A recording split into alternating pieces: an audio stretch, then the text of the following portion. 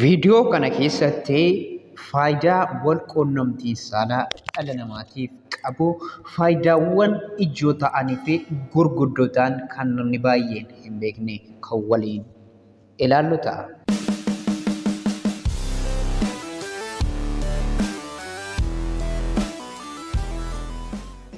Harka fuunee ashama akkam jirtu kabajamtootaaf jaallatamtoota hordoftoota YouTube kiyya gadaatiif hundumti keessa nagaa keessanii ani nagaa kootii Waaqa galatu hunduma keessaniif bakka jirtanitti nagaan isiniif haa ta'u isiniin jecha har'a ammoo faayidaa walqunnamtii saalaa dhala namaatiif qabu kan waliin ilaallu ta'a.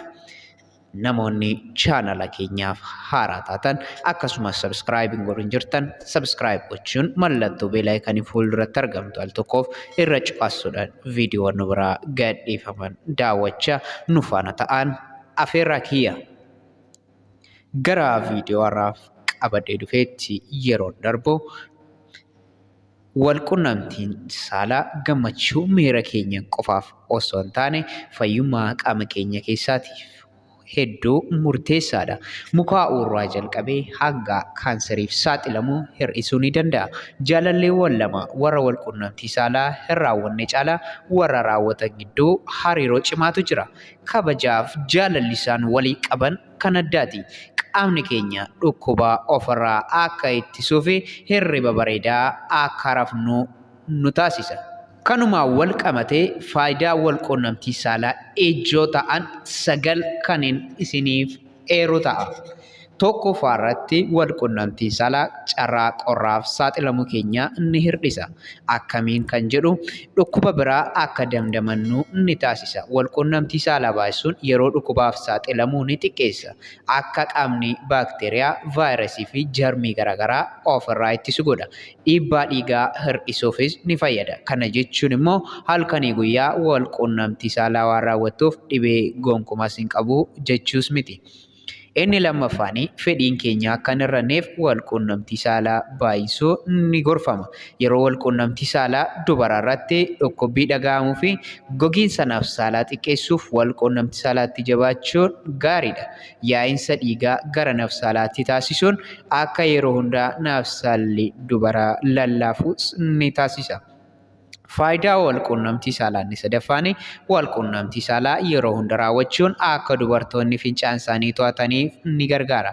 Yeroo walqunnamtii saalaa raawwatamu miiraan dubartiin yeroo fiixeerra geessu baashaawwan naannoo gadameessaa jiran waa kottoonfataniif dhiibbaa kana damdamachuu isaan dandeessisa. Jabeenyi yeroo gadameessaanii kottoonfatanii kunis humna fincaan to'achuuf fayyadu akka oomishaniif ni gargaara.